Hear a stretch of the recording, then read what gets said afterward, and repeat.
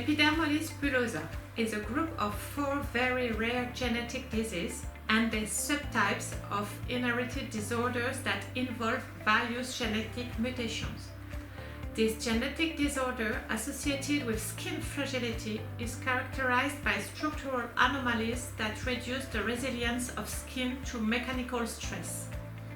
Epithelial fragility and easy blistering of skin and mucosous membranes usually manifest at birth or in infancy. Genetically mediated defects in epithelial adhesion proteins result in skin and mucous membrane fragility, which predisposes the epithelium to ease bullae formation after minor trauma or sometimes spontaneously. The mechanism is autoimmune with production of autoantibodies against a component of type 7 collagen.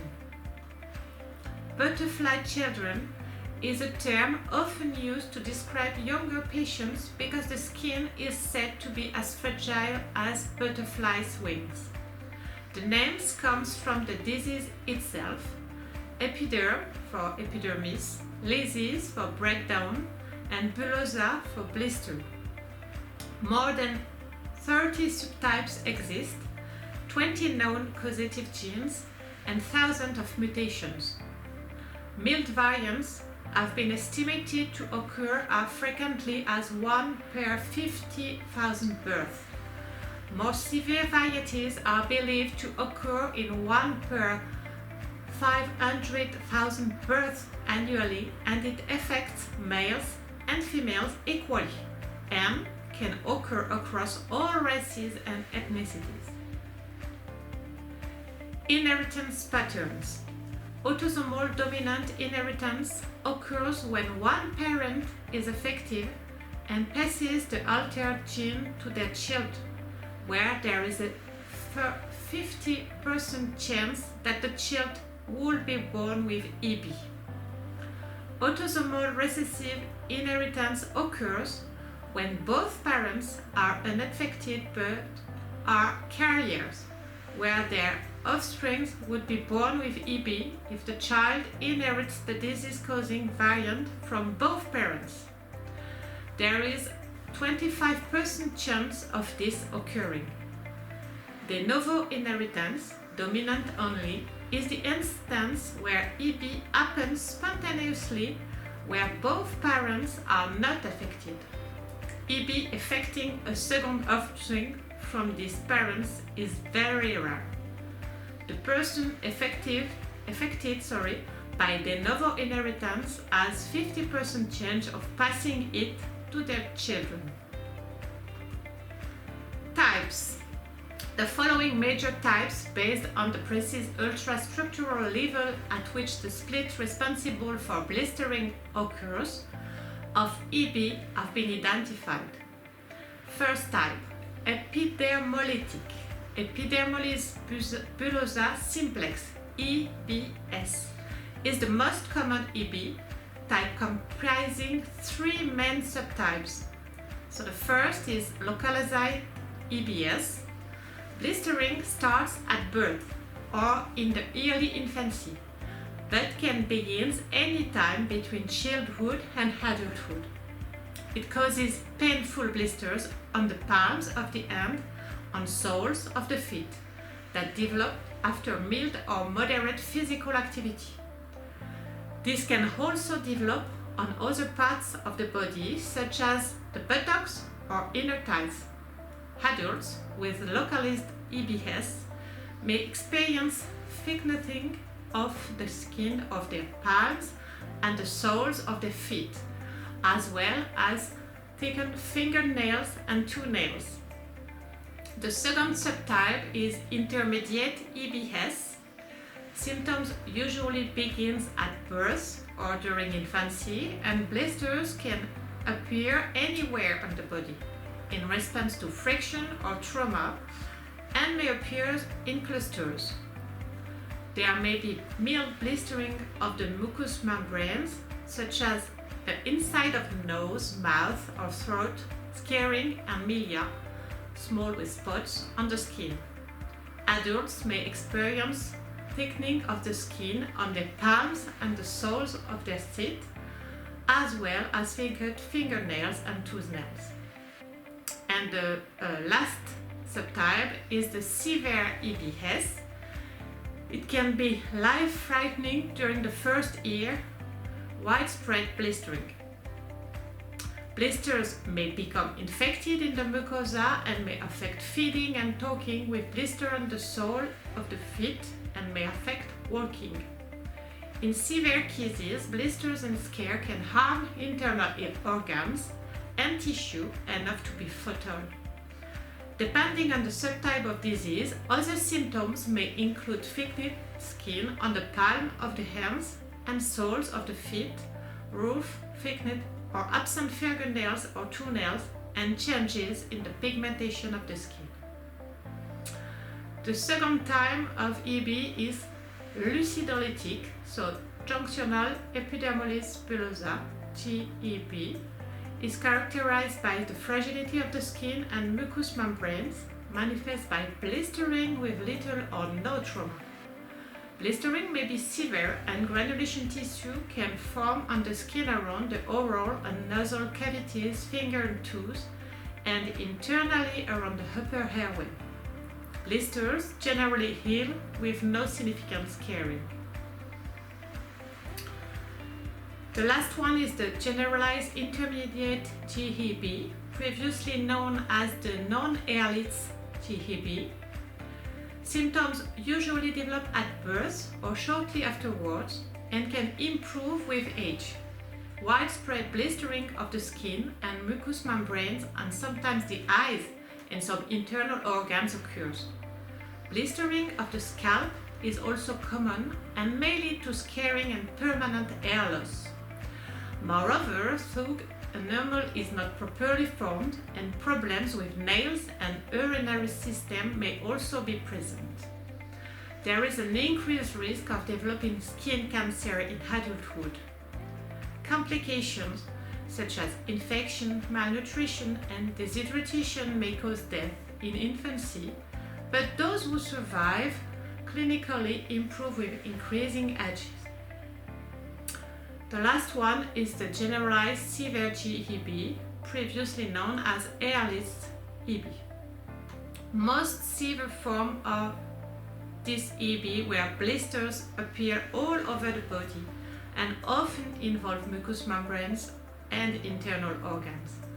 It may only present at birth with small single blisters, but becoming more widespread soon after. Hoarse cry and cough is indicative of internal organ involvement. Complications of severe EB are common and include anemia, toothache, malnutrition and dehydration, delayed growth, breastfeeding difficulties, and sepsis. Severe complications usually lead to early death in infancy, where most cases are lethal within the first 12 or 45 months of life. The dermolytic dystrophic epidermolysis bullosa is the last one. It is divided into two major types depending on inheritance pattern. Recessive dystrophic EB, RDEB, includes skin fragility manifested by blistering with minimal trauma that heals with milia and scarring. Blistering and erosions affecting the whole body may be present in the neonatal period. Oral involvement may lead to mouth blistering, fusion of the tongue to the floor of the mouth, and progressive diminution of the size of the oral cavity. The third type of EB is the dermolytic one, dystrophic epidermolysis bullosa, DEB. DEB is divided into two major types depending on inheritance pattern. The first one is recessive dystrophic epidermolysis bullosa, RDEB, includes skin fragility manifested by blistering with minimal trauma that heals with milia and scarring. Blistering and erosion affecting the whole body may be present in the neonatal period. Oral involvement may lead to mouth blistering, fusion of the tongue to the floor of the mouth, and progressive diminution of the size of the oral cavity. Esophageal erosion can lead to webs and strictures that can cause severe dysphagia. Consequently, malnutrition and vitamin and mineral deficiency may lead to growth restriction in young children. Corneal erosions can lead to scarring and loss of vision. Blistering of the hands and feet followed by scarring fused to digit into mittened hands and feet with contracture and pseudo-syndactyly. The lifetime risk of aggressive squamous cell carcinoma is higher than 90%. In contrast, the blistering in the less severe forms of RDEB may be localized to hands, feet, knees, and elbow, with or without involvement of flexural areas, and the trunk without the mutilating scarring seen in severe generalized RDEB. In the intermediate DDEB, blistering is often mild and limited to hands, feet, knees, and elbow, and usually heal with scarring. Small white spots called milia are often present to heal but scared. Dystrophic nails, especially toenails, are common and may be the only manifestation of DDEB. Generalized blistering may be present at birth. Barth syndrome may be present with aplasia cutis, characterized by a focal or extensive absence of the epidermis, dermis, and occasionally subcutaneous tissue. Lesion in the mouth and abnormal nails due to abnormal 7 collagen in anchoring fibers. These individuals may also have blistering of the esophagus. The Kindler syndrome is a form of Epidermolysis bullosa in which there is a mixed pattern of blistering on multiple levels within and behind the basement membrane zone. Blistering and photosensibility beginning in the infancy or early childhood with gradual poikiloderma, altered pigmentation, and cutaneous atrophy, wasting. Trauma-related blistering on hands and feet are common and can also develop mucosal involvement, ophthalmic and dental abnormalities, and early development of actinic keratosis, also called solar keratosis, are dry, scaly patches of skin that have been damaged by the sun. What about the management, skin and wound? Adequate management of EB patients require a multidisciplinary approach with an educational plan to guarantee an appropriate treatment and to support and accompany patients and their families throughout the lifetime of the affected individual. A dynamic educational plan is necessary for good clinical and psychological outcomes, allowing adherence to treatment, reducing the frequency of complication, and improving life expectancy and quality of life. In contrast to recommendations for other dermatological conditions or wound management, intact blisters should be lanced at their lowest point to limit tissue damage. A sterile hypodermic needle should be used, which should be passed through the blister roof, parallel to the skin, to create an entry and exit hole through which fluid can be expelled. Some advocate using sterile scissors to create a large hole to prevent the blister from refiling. The roof should be left on the blister unless patient preference is to deroof it to prevent refilling.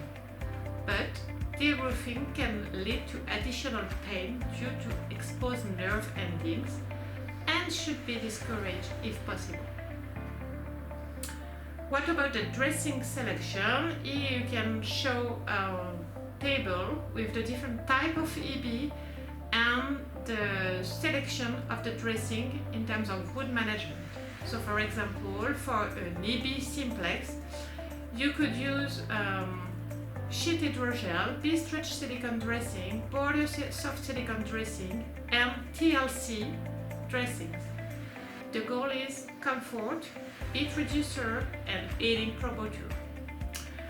In the table, you will find all the list for the type of EB and the answer as a dressing treatment.